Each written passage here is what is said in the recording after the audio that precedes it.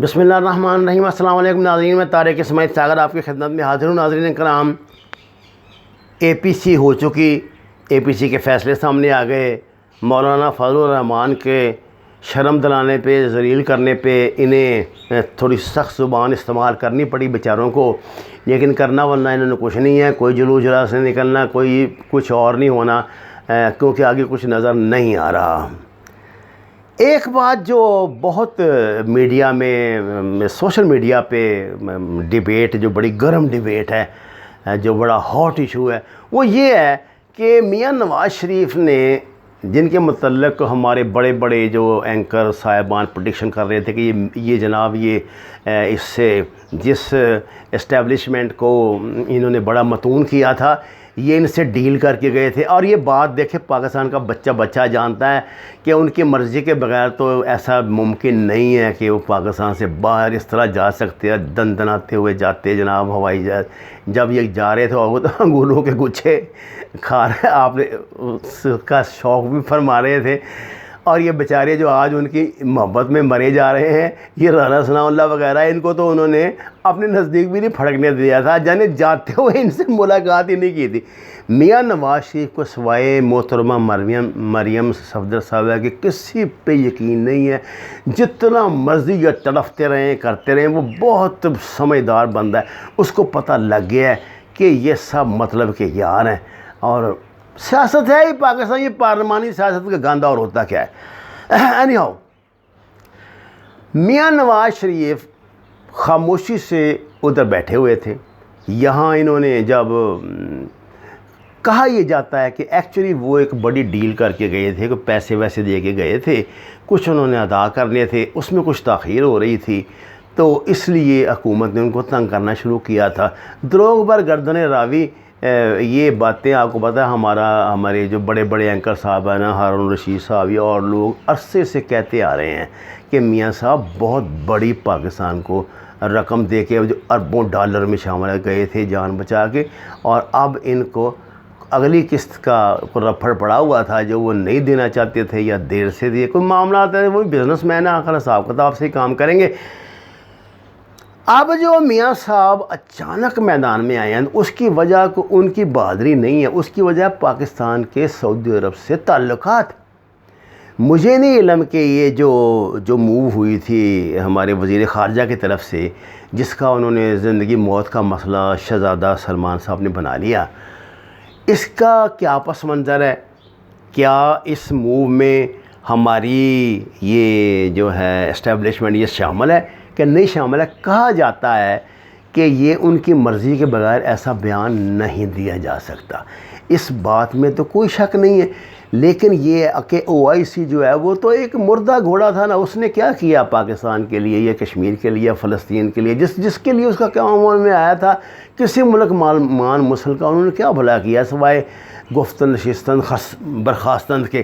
بہرحال وجہ کچھ بھی رہی ہو، پاکستان اور معاملات دو ٹینشن میں آ گئے۔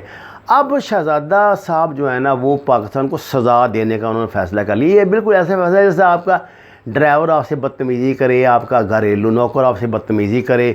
اب ہوں تو آپ اس کے محتاج، بعض دفعہ اتنا ہو جاتا ہے اپنے گھروں کے نوکروں کو قریباً محتاج ہوتے ہیں، لیکن اس کی حیثیت بس اوقات ایسی ہوتی ہے کہ ہمیں نہ کوئی بڑا اقدام کرنے سے پہلے سوچنا پڑتا ہے۔ پاکستان کی فوج کا ایک یعنی سعودی عرب کے دفاع میں بہت بڑا کردار ہے، وہ وہاں موجود ہے۔ اب سعودی عرب کے جتنے رائل فیملیز ہیں، وہ صرف شہزادہ سلمان تو نہیں نا، وہ تو کچھ 600-700 کے قریب شہزادے ہیں جو ان کی فیملی ہے، جو وہاں پہ ان کا خاندان ہے، ان سب کو بلائنڈ فیتھ ہے تو پاکستان آرمی پہ ہے۔ ادھر سے جناب یہ امریکہ نے اسرائیل کا پنگا ڈال دیا۔ اب اسرائیل کا پنگا ڈالنے سے کیا ہوا؟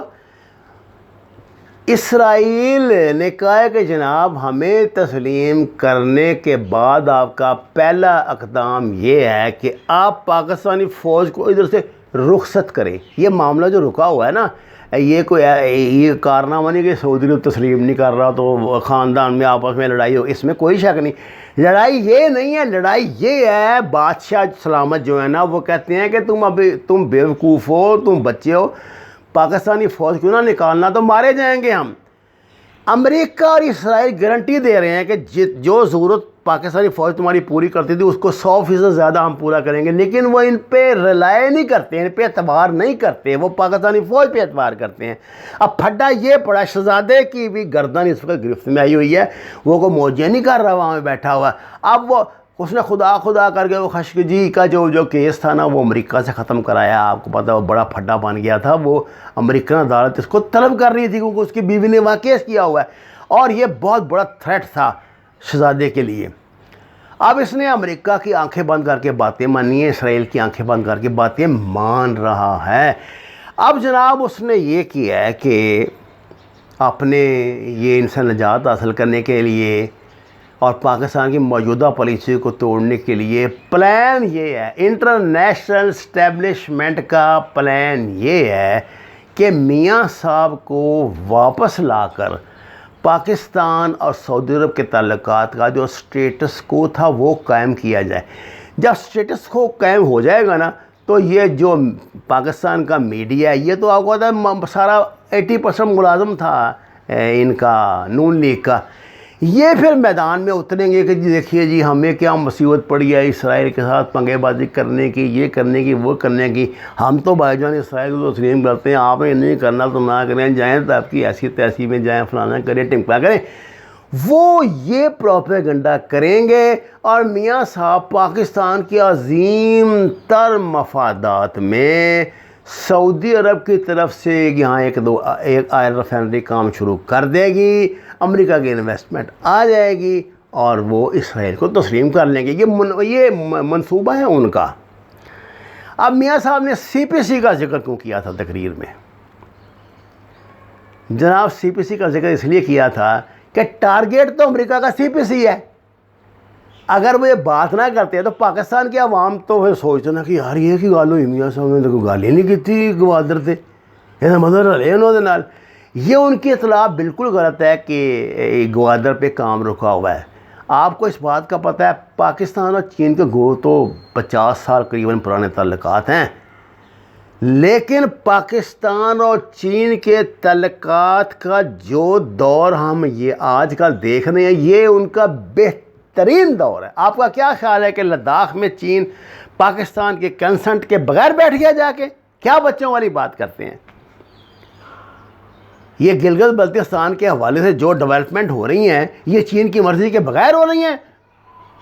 یہ جو انڈیا کا چیخ کے کہہ رہا ہے کہ چینیز کمانڈو بیٹھے ہیں جی, وہ 10,000 فوج چینی بیٹھی ہے, یہ بیٹھی ہے چین کے ہوائی, وہاں پہ چین کے طیارے کھڑے ہیں اور بمبر کھڑے ہیں ان کے, بلتستان کا جو اڈا ہے ہوائی اڈا ہے اس پہ یہ ہو رہا ہے, اس پہ وہ ہو رہا ہے. وہ پاگل ہیں یار, سیٹلائٹ لگے ہوئے ہیں دنیا میں بھائی. اب تو چھوٹے چھوٹے ملک بھی جانتے ہیں دوسرے ملک میں کیا ہو رہا ہے. وہ تو پورا امریکہ ان کے پیچھے کھڑا ہے, اسرائیل ان کے پیچھے کھڑا ہے. ان کو کس چیز کی کمی ہے اس بات میں؟ انفارمیشن ان کے پاس ہے, ٹیکنالوجی ان کے پاس ہے, مین پاور ان کے پاس ہے. ہم کہاں ان کو بیٹ کر رہے ہیں؟ ہم کر رہے ہیں کنوکشن میں, ہم کر رہے ہیں کمٹمنٹ میں. یہ ان کے پاس نہیں ہے اور انشاءاللہ نہیں ہوگی, کیونکہ پاکستان ایک نظریاتی مملکت ہے. ہم بدترین بھی ہو جائیں, برے ترین بھی ہو جائیں, لیکن سوال ہی نہیں پیدا ہوتا کہ صلی اللہ علیہ وسلم کی حرمت پر جو ہے ہم ایک چیز بھی برداشت کر لیں. یہ ہماری ایمانی غیرت ہے جو ہمیں مجبور کرتی ہے کہ ہم اپنے آپ کو مسلمانوں کی حیثیت سے دنیا میں متعارف کروائیں, جو ہم کروا رہے ہیں. اب شہزادہ صاحب نے اپنا گھوڑا تیار کر کے میدان میں اتار دیا میاں صاحب کے روپ میں. اب دیکھیے ادھر مقابلہ میاں صاحب کا عمران خان کا تو نہیں ہے. میاں صاحب نے تو ڈائریکٹ کہہ دیا نا جی کہ میں تو ان کو لانے والوں کا, یعنی پاکستانی فوج سے ہے نا. جب پاکستانی فوج سے مقابلہ ہے نا تو پھر اس کا دوسرا اپوننٹ میاں صاحب نہیں ہے, وہ امریکہ ہے. میاں صاحب معاف کیجیے, آپ اپنی کیپیسٹی میں اتنی بڑی بات نہیں کر سکتے تھے. ہم اتنے چوچے تو نہیں ہیں نا. آخر آپ کے ہی یہاں آپ کے ہی شہر میں ہم بھی آپ کے کیا کہ صداکار ہے، ہم بھی یہی گداگری کر رہے ہیں، ایسی کوئی بات نہیں ہے۔ آپ نے جو اتنا بڑا یہ بڑی بات کی ہے نا، اس کا ایک پس منظر ہے۔ یہ 5th جنریشن وار کا دور ہے۔ اب توپوں ٹینگوں کی لڑائیاں تو ہونی نہیں، اب تو لڑائیاں ہونی ہیں ایسی۔ تو ناظرین کرام، لب لباب یہ ہے گفتگو کا، اس کا خلاصہ یہ ہے کہ اب شہزادہ براہ راست عمران خان سے ٹکرا گیا ہے۔ اب وہ منظر آپ بھول جائیں جب عمران خان صاحب ان کو ڈرائیور بن کر لائے تھے، اب تو کوئی اور ہی اس گاڑی کو چلانے والا ہے۔ وہ ما علینا الا البلاغ المبین۔ ناظرین کرام، آپ سے درخواست ہے قرآن اور نماز کو ترجمے کے ساتھ جانیے، ہمارے چینل کو سبسکرائب کریں، لائکس دیں اور سچ کے سفر میں ہمارا ساتھ دیں۔ آپ کا بہت شکریہ۔